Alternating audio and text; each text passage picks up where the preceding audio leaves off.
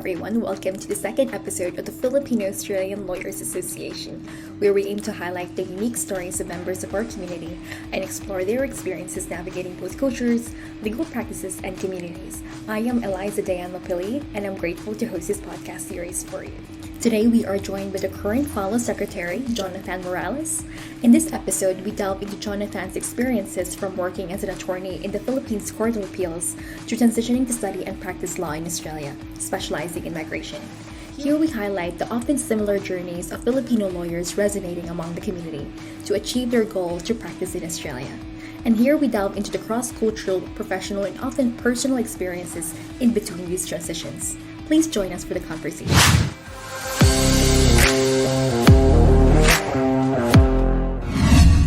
Hi everyone, welcome to the second episode for the Filipino-Australian Lawyers Association. And thank you, Kuya Jonathan, for taking the time to be our second guest for this podcast series. I believe your journey of transition from the Philippines to Australia reverberates across the community, from practicing in the Philippines and also studying and migrating to Australia to being a full-fledged lawyer now. Before going into all the details, firstly, could you share us more about your journey as a lawyer in the Philippines? Hi there, good afternoon. So thank you so much for having me here. So very happy to be here. Nice to see you. And yes, so a bit about me. So my name's Jonathan. They call me Jong. You can call me Kuya Jong. And yeah, here in Australia, they call me John. All right. I go by all those names, John, Jong, Jonathan. So I've been a lawyer since 2008. Yeah, I passed the bar exams of Philippines in 2018. So a bit of my career, when I finished studying law, became a lawyer.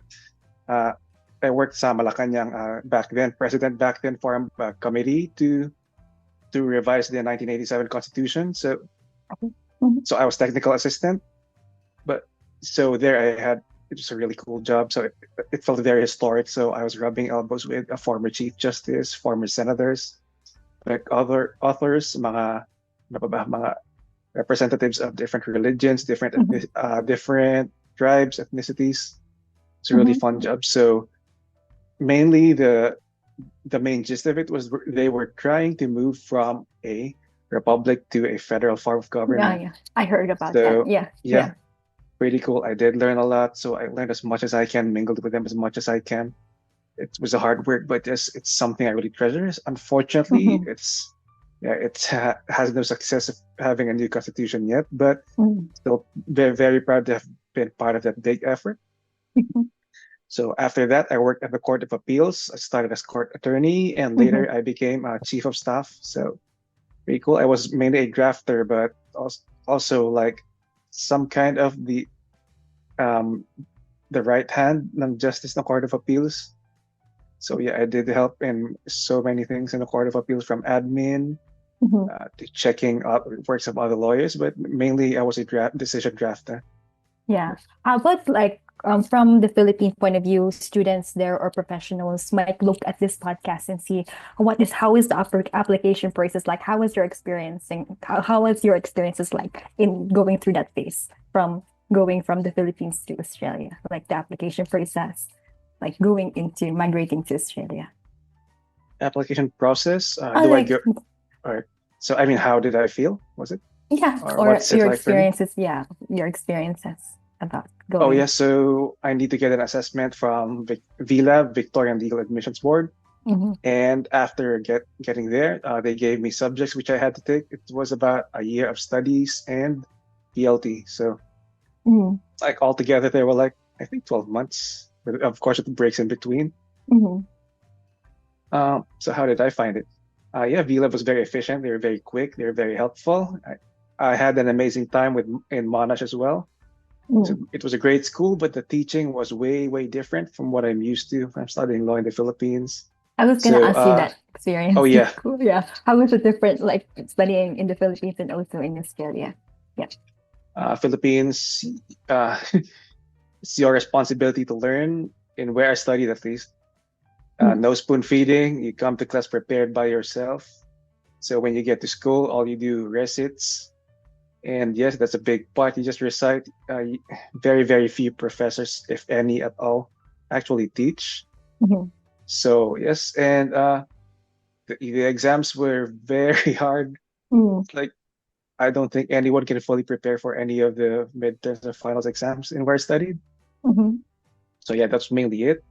What I like about studying in the Philippines was it was yeah, I won't lie, it was really fun. I had a fraternity back then. Yes, I hung out a lot with my brothers, and Mm-hmm. during that time, yes, I met my wife. I fell in love. Oh my God!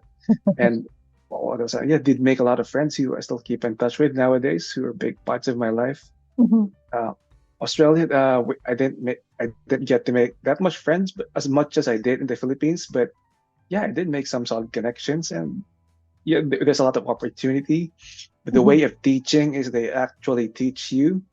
The professor actually goes to class, prepares a lecture, prepares a Yeah. PowerPoint presentation. Mm-hmm. You can ask as much questions as you want. Half of the time, sorry, I come unprepared, but I go out and do learn a lot, and I can catch up in my own time. Mm-hmm. So Is it true, Kuya? Like I heard from family also that the Philippines is more in law school in the Philippines is more litigious compared to the law school in Australia. yes, it's way more intense in the Philippines. More So litigious. They would ask you to resign, stand up, and then ask questions directly to you. yes, that's all you do. Stand up That's and all you do. answer. If you're not prepared, you hope you don't get called to recite on something you're Mm-hmm. not prepared for. Mm-hmm. But yeah, I did not get that feeling on Australia. Like I could study in my own time. If I missed Mm-hmm. studying, I could catch up in my own time. Mm-hmm. Eh, I'm not gonna say everyone was amazing, but most professors actually really did do their best. Mm-hmm. So yeah. Going forward, Kuya, how about your current work right now? What are you doing right now for your work? Yeah.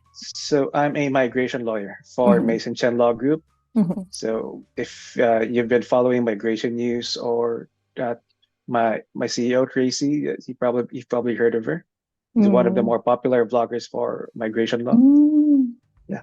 What made you choose migration career? Is this an elective that you did? Because it's quite a transition because you did kind of judicial branch in the Philippines and you did more of the political, I guess, side of legal political side of the Philippines as in Malacanang and also doing the judicial branch. But why, how did you get into choosing migration as a field to work in? I feel like this is the area of law where I can feel for all of my clients being a migrant myself, Mm. and it's a very technical area of law, Mm. and you get to help a lot of people. And yes, I really do enjoy solving problems for them. And you Mhm. see them move for a lot to Australia for a lot of reasons. Mhm. Some want to reunite with family. Many are seeking better opportunities, Mhm. and like the rest of us, we just want a place to call home, and that's my mission right now, is to help them Yeah. get there. Mm.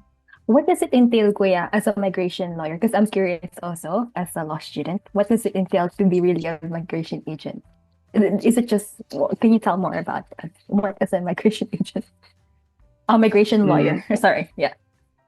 oh yes, so you have to actually care for your clients. So Mm-hmm. if you can't be cold-blooded, then I don't think you can be cold-blooded and be an effective migration lawyer. Mm-hmm.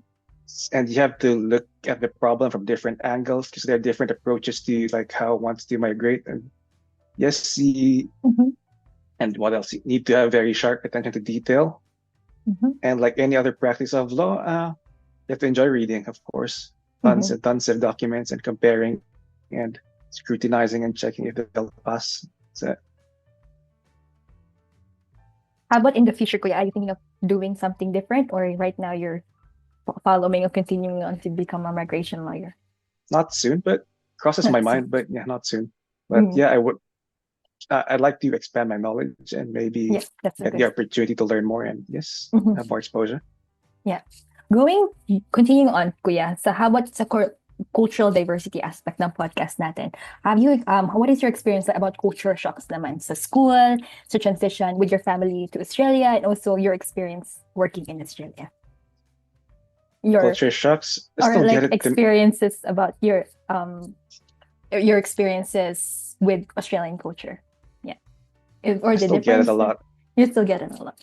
Yeah. The Eng- I've been speaking English all my life, pero ba't iba dito, no? Yeah. Yes, I surprisingly can understand them better now, but still Mm. not fully. Still can. But yeah, that's one thing. And Probably the first hmm, encounter is at school, right? In Monash. What is yeah, your experience there, Kuya? Yeah. Is it more diverse or diverse in terms of people and also age groups? oh yes, different age groups, different people, different Mm. backgrounds. It's yeah, no two people look alike barely. And even the Yeah. professors, yes, they a lot of them are also foreign qualified. Hmm. Yeah, so what are some culture shocks? Yeah, you really can't bother in Australia after work hours. You're considered Hmm. rude, and that's like an industry norm in where I'm from. Like, hey, why are you going home? Dapat Hmm. uwi ka na, 5:30 na, ay may gagawin pa. Ate, no, Sa no, no, the Pilipinas, boss, hindi ganon. Dapat overtime. no. Pag hindi ka nag-overtime, ikaw yung ano, ikaw yung masama. But Oh. I'm sure a lot of lawyers can, maybe not just lawyers, so many industries Mm. like across every, I don't know, I can't think of an industry where there's good work-life balance in the Philippines. Mhm. But yes, most for every law firm, siguro, yes, unpaid overtime, and yes, you get occasionally harassed. And sadly, if you're like in one of those, kind of prosecutor or judge, yes, you're in not so safe area. Yes, your safety is always at risk. Mhm. But fortunately, I didn't get to experience that. So Australia, yes, you go to work, do what you can, meet your targets, and when it's time to sign off, go home and forget about work.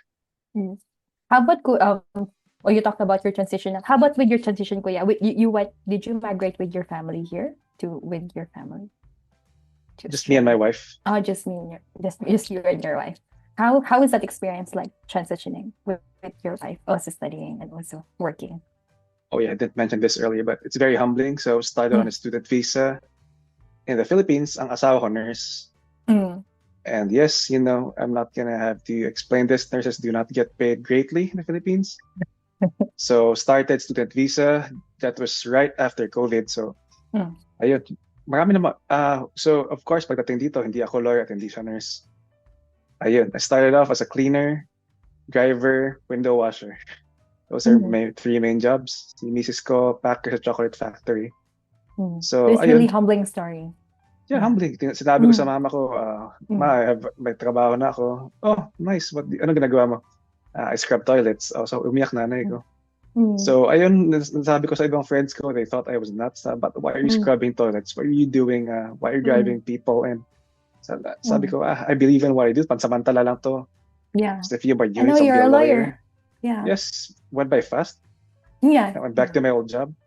So, Mm. but yes, surprisingly, I enjoyed that job. I did not Mm. expect to. I Mm. thought it's gonna be like hell, but no, it was not. So Mm. scrubbing toilets and driving isn't that bad. So I don't know It's if I sort of had to a do it release, again. kuya, sa school, di ba? It's like a release, an outlet. Yeah, yeah. Yeah. I Yeah. don't come to school stressed, so Yeah. plus for contact exercise. So Yeah. yeah, that was a fun job. I'm Mm. not exactly ashamed of it, but yeah. Mm. That's so good. Yeah. How about kuya, throughout your journey, how can you advise Filipino Australians or um, students in the Philippines coming to Australia or Filipino lawyers wanting to migrate to Australia and practice? What are your advice to them from your experience? Advice: it's do a lot of research before doing it. Mm-hmm. So my grading here as a lawyer is I'm gonna not gonna sugarcoat anything. It's very tough, but yes, with the right research, with the right support, and the Mm-hmm. right plans, you should be all right. And yeah, maybe do it early on. Don't wait till you get a bit pag nasa labas ka ng kalendaryo, you get what I'm saying. So don't wait till you get a bit Actually. older. Mm-hmm. So yeah, pasa ka ng bar, work for maybe a bit. So if you really want to move in, do that after. So yun. But thank you, Kuya. That's all the questions that I have. But thank you, Kuya. Thank you so much, Diane. Really nice. Really happy to be here. Thank you for joining us for the second episode of the FALAW podcast series. I believe Jonathan's journey of transition from the Philippines to Australia reverberates across the community. I hope this conversation was enlightening to underline the multifaceted and eye-opening cultural, professional, and also personal experiences one can take to pursue law in Australia. If you have any content for us that you would like to highlight, please reach out to our social media pages. I am Dianne Mapili, and with the team, thank you for continuing to tune in for our FALAW podcast series, and make sure to subscribe to the next episode. See ya!